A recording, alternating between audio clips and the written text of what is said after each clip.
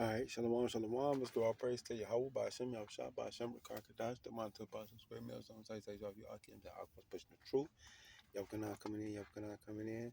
And we got a part one, part two, and we're going to go right into it.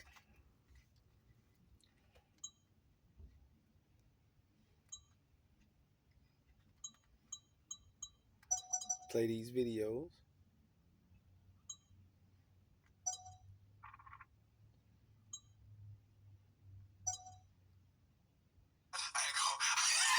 White dude. Even though they were black hockey players, I think white dude. If I go to tennis, you want when I think hockey, I think white. You see what I'm saying? But it ain't but they're three black guys. There's more than that though. What, six? There's about plus the puck. Plus the puck. That's about. It ain't that. But there's a lot more than you think. And another thing too is, black people invented hockey in 1895. Black people invented hockey in 1895 in Nova Scotia, 22 years before the NHL. There's a book called Black Ice. You can see it. And when I was talking about the history of comedy, I always bring up this book called On the Real Side by Mel Watkins. It's called On the Real Side, Laughing, Lying, and Signifying the History of African American comedy from slavery to Richard Pryor. It's a book that every comedian, it was in the 90s, I read it in college. You should get that book to learn about who came before you. Because they used to, remember Barrel of Laughs? Where they say it was a barrel of laughs. Well, they used to make black people laugh in barrels in certain towns because they were too loud. So they go, you gotta laugh in the barrel. You black nigga, you can laugh in the barrel. So all of that shit. Right. I remember. Yeah, a lot of that was horrible, bro. So that's why my comedy, I try. Subjected us to, man. I try my the atrocities that African Americans have been through. I'm surprised we are this peaceful. Surprised, but we are this peaceful to others. We're just as violent to each other. But the atrocities that have happened to African Americans, that's why I believe African Americans are the strongest motherfuckers on the planet. Because the shit that they've gone through and they're still around, educated, building universities, inventing damn near everything in America, it's unreal. When you these motherfuckers can barely build an app, and motherfuckers invented what? GPS is a black woman, 3D imaging is a black woman, laser eye surgery is a black woman, escalators a black inventor, elevators a black inventor, the roller coasters, Granville T. Woods, roller coaster, everything. The cell phone. I was just watching the thing on the cell phone. Our video games is Jerry Lawson in Silicon Valley. They try not to mention it, but he's the reason why we have Xbox, Atari. He did the first, before Atari, the F1 series. Jerry Lawson, a black dude who invented home videos. Super Soaker, Lonnie Jackson. It just goes on. Sanitary napkins. It's a woman. Our ADT, our security system, is a black woman in Queens, Mary Van Brighton. In 1966, she invented the home security. All of this shit we did to move the society ahead, and we still get shit on. But African Americans still get shit on. I can say I'm African American because I was born in America, and I know what it's like to be called nigga and all this other shit. But African American history, the shit that you talk about open heart surgery, Daniel Hale, plasma, Charles Drew. We can keep going. Surgical equipment, black people inventing, just constantly inventing, and they took everything and lied. But now things are coming into the light with all these black inventors. And black people are still thriving. Black women have the highest degrees in America. Highest degrees in America. These are the same women that were operated on with no anesthesia on their vaginas by that Dr. Mims guy who they just took down his statue in New York. These are black slave girls raped, but they're number one in academics. The fuck? Black people are the strongest, man. African Americans are the strongest. You guys understand? And the culture is the strongest because everybody around the world copies African Americans and then yet disrespects them to the fucking highest. And it's annoying. And enough of that shit. And African Americans, we got it. It's the unity thing. All it is unity. It's all we need. And it's a wrap. It's game over. All we need is unity, man. And they know it. It's like, you know what it's like? It's like, boy, you got a lot of potential, but you eat like shit. All you got to do is eat right, and your body starts working for you. It's like we are a body that is eating like shit. And once we all start eating right and start feeding ourselves the right shit, the body starts working right. It's one body working right. I'm telling you. It's all unity shit. It's nothing else. I want to hear. Black people are going to school. Black people go to school. Black people read it. It's the unity part. It's the unity part. Stop running up other people's asses.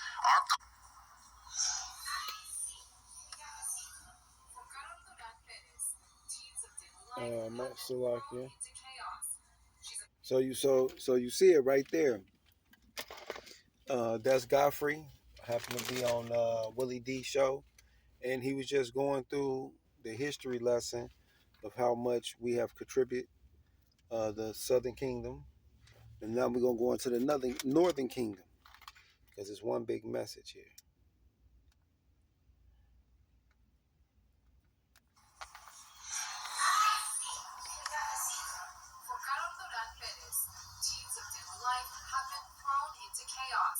She's a Venezuelan immigrant, now terrified of being deported. Are you afraid of your son walking to school? Yes, truly, yes. What are you afraid of? That they'll pick him up and he won't have time to call me. Also, that it might happen when I'm not with him or he's not with me. That is the worst fear I have. Like so many other Venezuelans, she cheered when Donald Trump was elected because of his tough approach to policies, such as his promise to crack down on a violent Venezuelan criminal organization. We will expel every single illegal alien, gang member, and migrant criminal operating on American soil and remove the savage gang Tren de Aragua from the United States. You supported Donald Trump, even though you couldn't vote for him. Yes. I believe there is a large community of Venezuelans who did. What she didn't expect is for those policies to throw her life in limbo, stoke fear in her community. Ganon is one of hundreds of thousands of Venezuelan immigrants who were granted temporary protected status, or TPS, under the Biden administration. President Trump wiped that away for all Venezuelans. When they said the TPS is going to be revoked. Were you surprised? Totalmente. Yes, totally. And this was a hard blow because practically the same day he took office, he went against Venezuelans. It seemed personal. Carol's not alone. This slice of Florida is affectionately called Dorazuela. Doral, a Miami suburb best known for its Trump golf resort, is home to 27,000 Venezuelan immigrants, more than any other city in the U.S.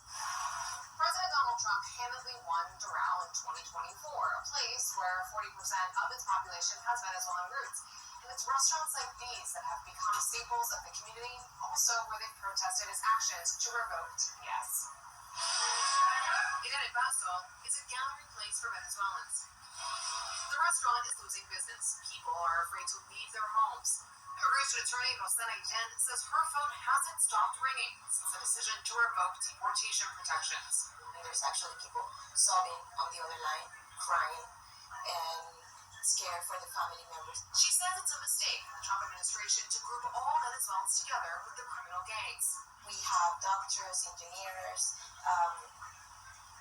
baseball players, musicians. We have a beautiful community. They came here legally. They pay taxes. They contribute to our economy.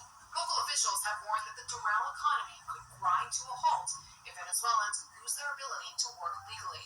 Without that community, I think Doral will cease to be what it is. We're going to turn into a city that is going to lose a lot of its residents. A group of Venezuelans is suing the Trump administration for revoking TPS, arguing the decision was, quote, illegal for multiple reasons. For Carol, time is running out. What are you most afraid of for you and your son? Of being deported, that they separate me from my son. Right, so as you can see, the Northern Kingdom and the Southern Kingdom is going through it, and it's the atrocities of Esau. Right? So we're going to go right into it. Let's get that Zephaniah, because you got to stick to the scriptures.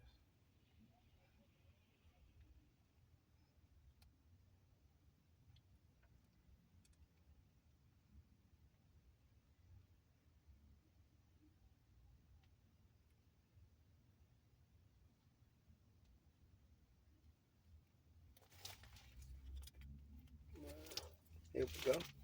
This Zephaniah 2:1. Gather yourself together, yea, gather together, O nation not desired. See, the 12 tribes of Israel, this is not your resting place. So that's why no matter what you did, being from the southern kingdom, and no matter what kind of inventions that you have invented, you get no credit for it. No matter how much your culture carry this American capitalist system, you get nothing out of it. And just the last couple of months and years of the death of certain artists that have paved the way. You know, Clyde Davis' name keep coming up, and many others. But then you also have on the Northern Kingdom, you see how the Venezuelans came over here through that program, and they doctors, lawyers, baseball players, musicians, very beautiful people, lovely, caring. But what did they do? What did the Edomites do? Lump them all in together. And that's why the scriptures tell us, gather yourself together, gather ye together, O nation not desire. And why? Because the Lord just wants y'all to be kumbaya. No, that ain't the storyline. Before the decree bring forth, before the day pass as a chaff, before the fierce anger of the Lord come upon you, before the day of the Lord angers come upon you. See that? So Yehovah Shem Yahushua is judging the earth in righteousness. That's why the Akim had that dream of the death angel coming through. And starting with the ancient man. Because we have this knowledge. We know what's going on. We know why what's going on. And you can play with it if you want to. You can be like Alazar and them and still got your hats, wear your symbolism t-shirts that explains death, misfits.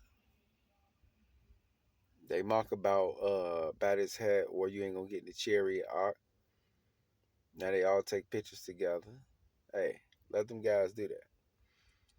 It says, seek ye the Lord, all ye meek of the earth, which have wrought his judgment. Seek righteousness, seek meekness.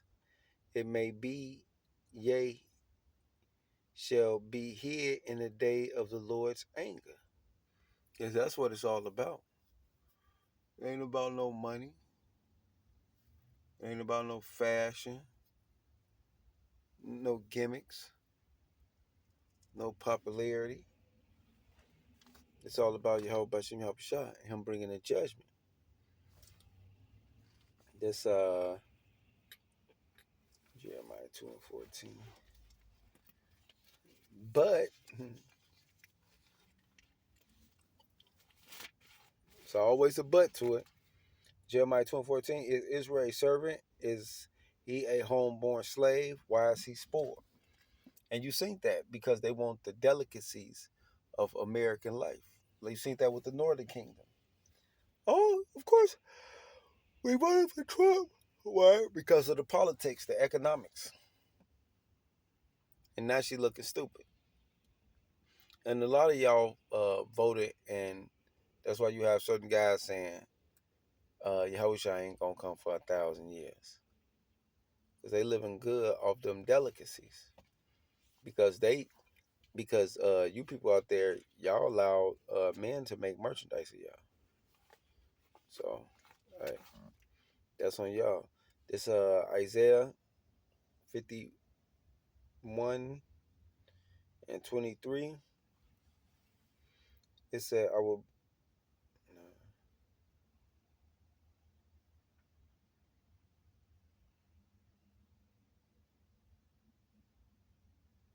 I gotta lay down.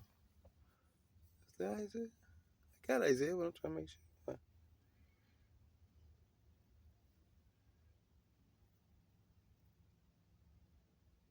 Let me start up here. This oh, that's I'm in the wrong one. But let me do this. This Jeremiah 51:19. The portion of Jacob is not like them, for it is the form of all things, and Israel is the bride of his inheritance. The Lord of hosts is his name. What do it mean? Well, we the form of all things. That's why Godfrey was telling y'all. man, we invented all these things and did all this stuff and we don't get shit and we carry the culture and this how y'all treat us? And it's like, yeah, bro. That's exactly how they do it. And don't care. This Isaiah 51 and 23. But I will put it into the hands of them that afflicted thee, which have said to thy soul, bow down that we may go over, and thou hast laid thy body as the ground, as a street of them that went over. And y'all give y'all kids to these institutions, y'all give them to the military, y'all give them to these philosophies, and y'all yourself become servants unto these Edomites and these wayward doctrines. And even though y'all do that, Esau tell you lay down and let us walk on you, walk over you.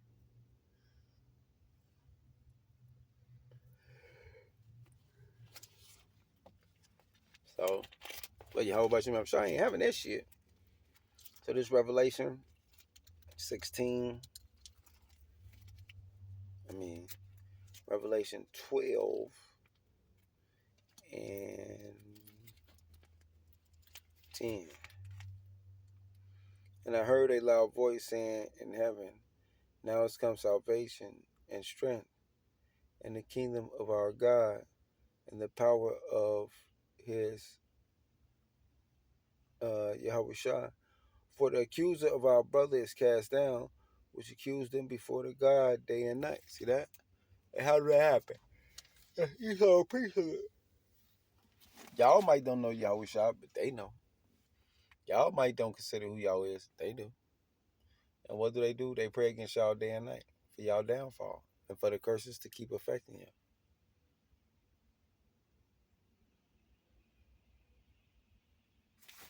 And we ain't got nothing to do with that. I'd let that sink in. But yeah, we ain't got nothing to do with that because we point out the obvious. Who is who, what is what. That's why if you don't know now, by Alizé them, the butt bandits, and we don't know what to tell you. So them type of guys you want ruling over you, good luck. This Isaiah 10 at 21. Over here at 20. And it shall come to pass in that day that the raiment of Israel, see that a raiment, a small group, it tell you that a raiment has found it, but the rest was blinded.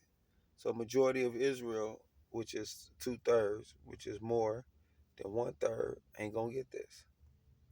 And it shall come to pass in that day that the raiment of Israel, inside escape of the house of Jacob, shall no more again stay upon him that smote them, but shall stay upon the Lord, the Holy One of Israel, in truth.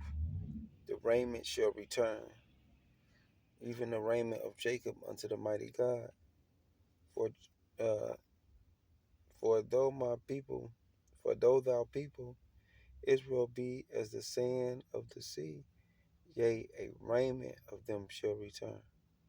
The consumption decree shall overflow with righteousness.